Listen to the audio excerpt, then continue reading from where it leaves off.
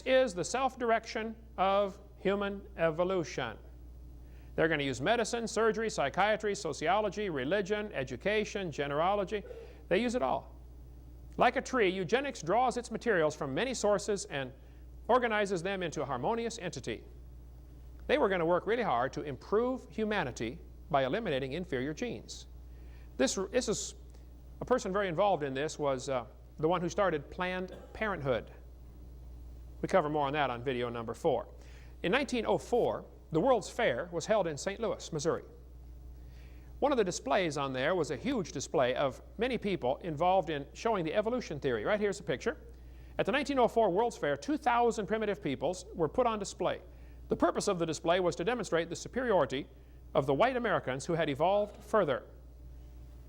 Peter Jennings, liberal Peter Jennings, wrote a book and mentioned this in there. And if you go to the St. Louis Zoo today, that is on the place where the World's Fair was held, and they're still using some of those same buildings. There in St. Louis at the 1904 World's Fair, they had a man in a cage with chimpanzees to demonstrate the evolution theory. The man was a pygmy from Australia, or a pygmy from Africa, a little bitty pygmy, about 4'5", I think he was. Ota Benga was his name. Ota had a wife and 2 kids. They put him in a cage with chimpanzees. He went insane and killed himself. Why would they do that to somebody? Well, if you believe in evolution, man's just an animal. Even President Roosevelt, as good a man as he was in many ways, was caught up into this false thinking. Roosevelt thought that the Indians were an inferior species. Roosevelt said, "I wish very much the wrong people could be prevented entirely from breeding."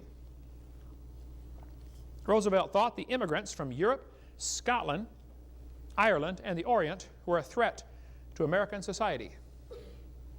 How many of you have ancestors from one of those places? Just about everybody in the room. Yep, you're a threat to American society because you have inferior genes. That's what he thought. In 1871, Congress scrapped all treaties with the Indians and moved them off to the reservation system, still in use today. They made promises to the Indians and broke them. After all, they're only savages, they're inferior. The Trail of Tears took place before Darwin's book came out, but still, evolution was very much taught before Darwin's book. Darwin just simply made it popular. But in the Trail of Tears, the Cherokee Indians were moved off their land by force to Oklahoma. About 1/3 of them died along the way. Sam Houston married a Cherokee bride. He was really upset about what's going on with the white people picking on these Indians for no reason other than they thought they were an inferior species, which goes right back to the evolution teaching. When they took the Indians out of Ross's Landing, Tennessee, they moved the Indians out 2 weeks before harvest time. They did all the work, planted the crops, tended them all summer long. Just before harvest time, came in with soldiers and guns, loaded them into wagons, and moved them out. And of course, the white people moved into their houses, already made, crops ready to harvest. Man, pretty nice. So people would forget about what happened, this horrible slaughter of the Indians. They renamed the city. It used to be called Ross's Landing after Chief Ross. Now they call it Chattanooga. Renamed to honor or to make people forget what happened. Here's an article from Franklin College in Franklin, Indiana. The Carnegie Institute of Washington, Eugenics Record Office, founded by Mrs. E.H. Harriman. Anybody heard that name before? E.H. Harriman. How many saw Butch Cassidy and the Sundance Kid? He's getting ready to blow up the train, and he said, "I work for Mr. E.H. Harriman." Super rich gazillionaire back in those days. Very much involved in wanting to improve humanity by eliminating the inferior. Carnegie started the organization now in Berkeley, California, that fights to keep creation out of schools. It's his funding that supplied the start of that organization. The whole idea that man is superior, there's a bunch of guys been involved in this. The Bible says, have we not all one Father? You're not superior because of the color of your skin. The Bible says, He hath made of one blood all nations of men to rule on the earth. Now Darwin thought that a married man was a poor slave, worse than a Negro.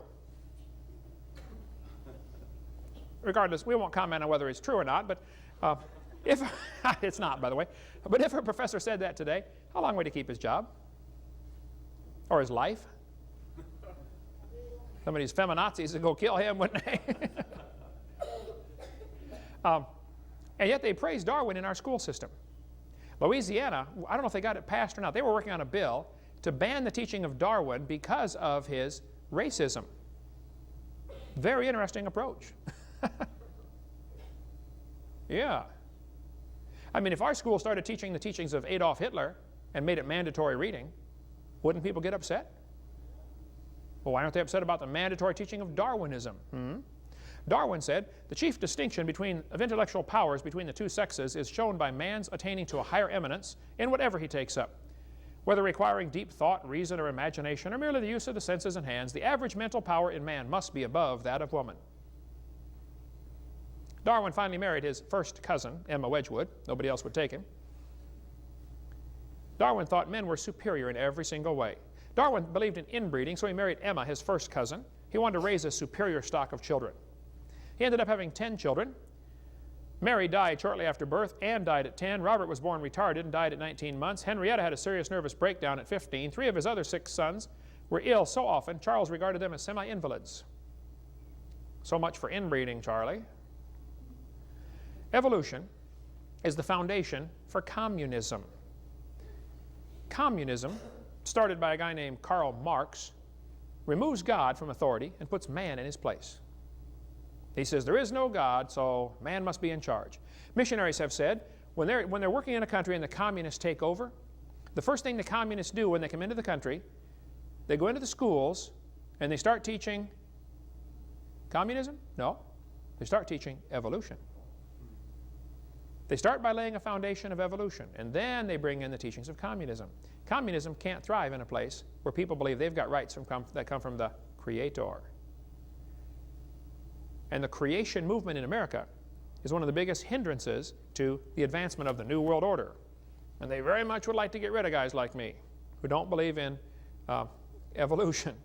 The guy who founded the ACLU, the American Communist Lawyers Union, or the Anti-Christian Lawyers Union, whatever it is, Roger Baldwin said communism is the goal.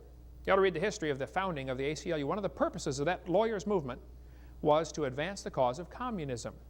Karl Marx, whose real name was Moses Mordecai Marx Levy, alias Karl Marx, when he was 17 years old, he wrote a beautiful paper telling how much he loved the Lord.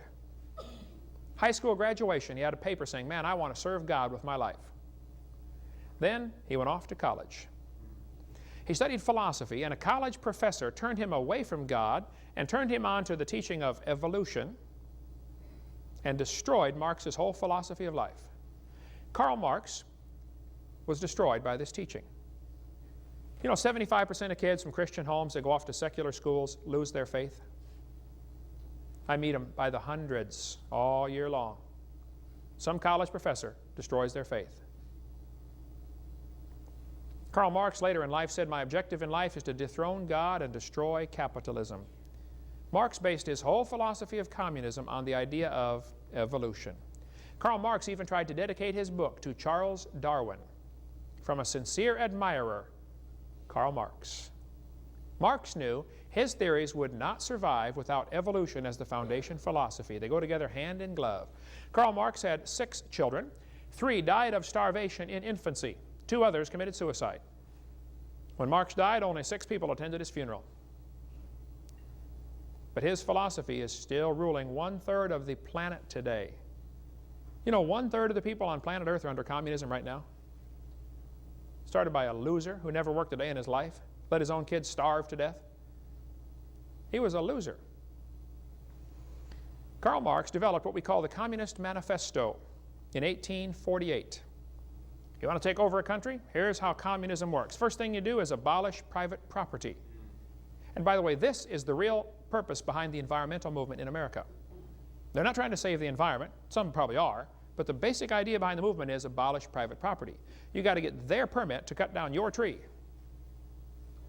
That's where it's headed, folks. The Bible talks about private property ownership quite a bit. You know, every 50 years you got your property back. You could not lose it forever. Your family's going to get it back. If you're a loser, you're lazy or whatever, you don't pay your bills and they take it away, your family will get it back every 50th year. The Bible talks about having his own vine and his own fig tree. Drink water out of your own cistern, running waters out of thine own well. You know, the solution to pollution in America is private property ownership. Ask anybody that's ever owned a house and rented it out to somebody else. they will understand. Renters don't look at property the same way owners do. How many know what I'm talking about? Okay, there you go. And the more property the government owns, the worse pollution is going to get. Peter Burrell, the president of the National Audubon Society, said, "We reject the idea of private property." Well, he's got a good communist philosophy along with Bill Clinton and Hillary.